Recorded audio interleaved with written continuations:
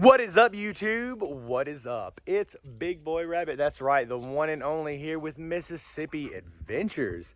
I am also the host of Mississippi Milsurp. Go check that out. Anyway, Mississippi Adventures, here we are. We are going to take a walk around the homestead, the farmstead. I just took this over like last year, trying to get it back up and going, and kind of still figuring stuff out, but let's meet the current occupants of the Mississippi Adventures homestead. This is what we call the cell block. That's for rabbits. We don't have any rabbits right now. I want to buy all new waters and new feeders for those before we get more rabbits. And this is where we temporarily house birds that come here that we get from other farms and such, so that we know that they're clean and don't show any signs of sickness before we move them over to a main paddock. At least that's what I'm doing presently, as well as doing last year. That's why they're all stacked up in a jailhouse pattern here, and we're gonna get them all cleaned up and sterilized. Right now, we just got him from a neighboring farm. They had too many roosters and they were starting to fight because, you know, they're getting mature, and they're like, hey, we have an extra rooster, do y'all want him? So I drove on over there and got him. You can go see where I went and caught him. He's a pretty cool dude. He's a copper marin. You see he has the green and blue iridescence on his wings and on his tail. And then he also has that copper color around his neck. He always likes doing this when I film him. He shakes that waddle at me, shaking it around. It's okay, boy. You still got another week in there, and then you can get moved to a main paddock, mainline paddock. Yeah, I know you're ready to come out of the cell block. I'm ready for you to come out too. He seems healthy, and I'm sure he's okay. And the neighboring farm's just down the road. But we always like to be safe because I've had bad experiences putting mixing birds in, and then them being sick or having immunity to something that my birds didn't, and then all my birds get sick and die, and that's no good. So we're starting off on the right leg this year. Now we're gonna go right down here to the game bird paddock, because I love me some American game birds. They're the closest thing to feral chickens that you can get.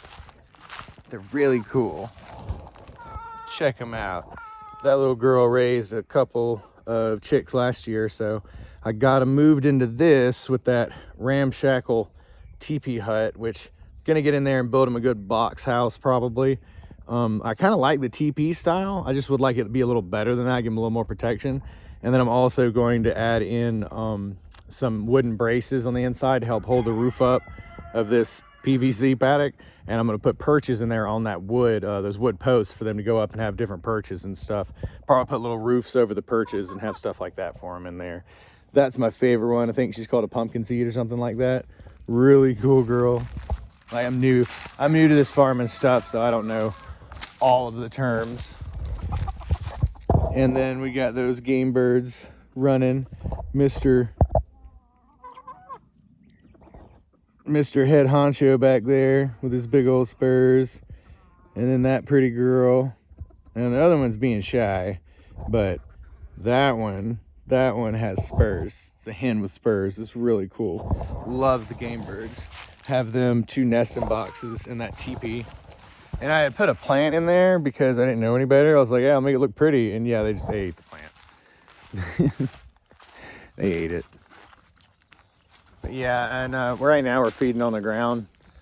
I'm not putting them in the hanging feeders because of the rain.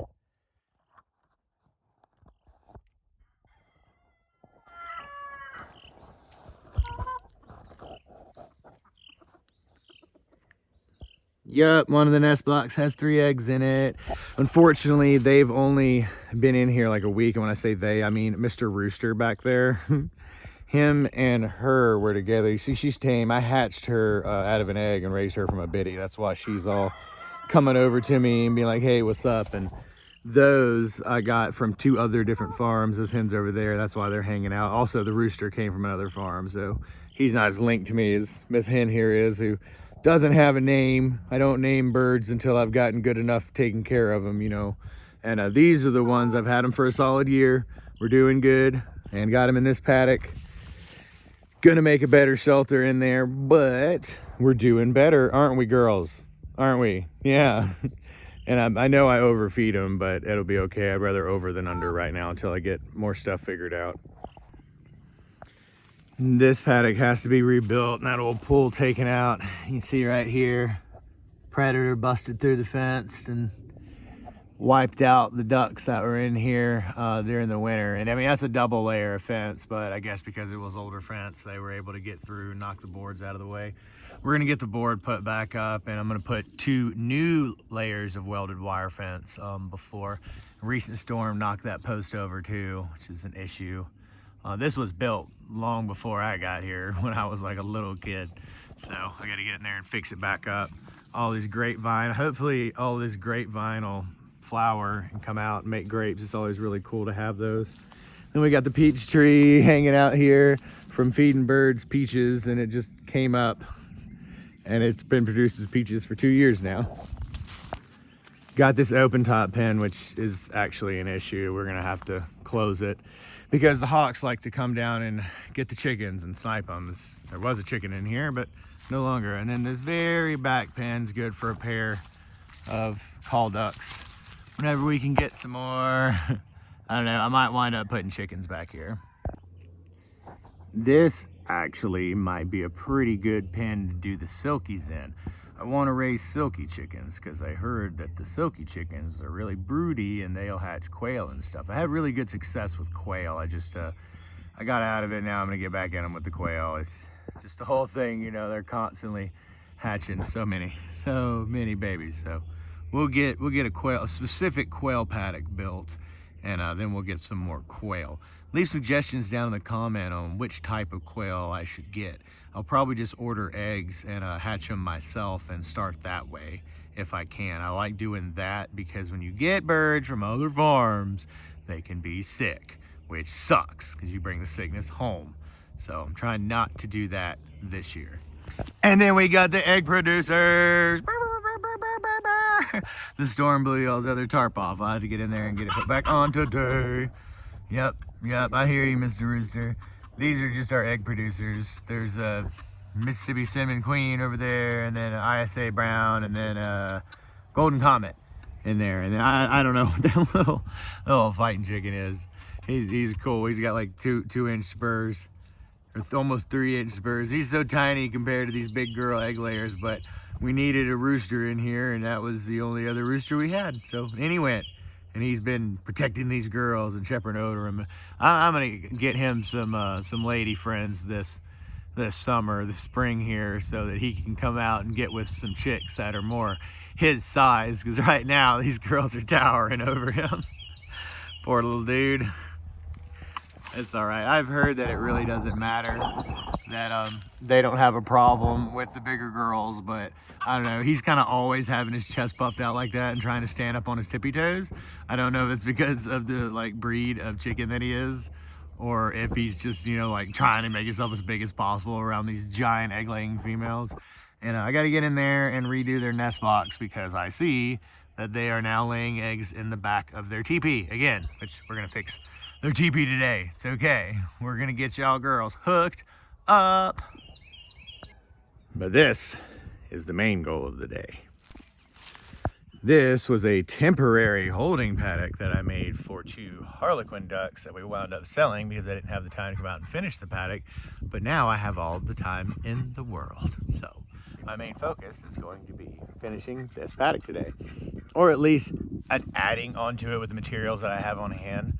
I'm not going to be dropping, you're not going to see any lap bred paddocks out here. They're going to be pretty cool, but they're all going to be made from salvage material because we're salvage farmers around here. That's how we try to homestead.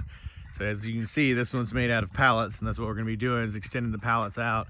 Then I got chicken wire and bird netting. That was for the ones that can fly, but who is in here currently? It is the bachelor pad. What's up, boys? What's up? Y'all hanging out? We got 2 big old fat pecan boys hanging out, and then we got a ruin and a buff. We just got the 2 pecans, and that buff yesterday. Some people, they had more males than females, and they're getting really aggressive, so they asked if anybody wanted them to come get them, and I was like, yeah, I just got one boy that's hanging out by his all lonesome, so just put all the boys in a pen and let them hang out until we can get some females and get the females sterilized, and then we'll get them all back together. Yeah, But now at least they got friends and they're hanging out and they're not hurting females in another paddock. This paddock's not quite big enough, I don't think, for 4 domestic ducks. It was okay for just 2 call ducks or 2 little harlequin ducks, but these big boys needing some wiggle room, and I've already cleaned out this area back behind here. It was a pain because you see all this freaking barbed wire. You see all that? Look at that freaking barbed wire. That was all on the ground over here, like all of it, all of that. I had to dig up from over here. Jeez, it's always trash. We have a million dogs and they just carry trash everywhere perpetually. It can't be fixed. Well, we are going to see about opening up this and extending it this way so they can have some more room. I hate that the water's been washing in that way, but might have to get the hoe out and dig it up. I see that the oak tree that I cut down last year is growing back because oaks are awesome and that's just the way it is. But that's fine. We'll kind of just trim it down and give it a couple to pick from and let it grow if they don't just destroy it. I might just leave it in there and let them have their way with it. A lot of this greenery I'm just gonna leave in there, as well as a lot of the leaves I'm gonna leave because there's good bugs and stuff under there for them to get in and, you know, have at it. I'm just gonna get this freaking trash the dogs brought out here out of the way, and we're gonna get some paddocks built.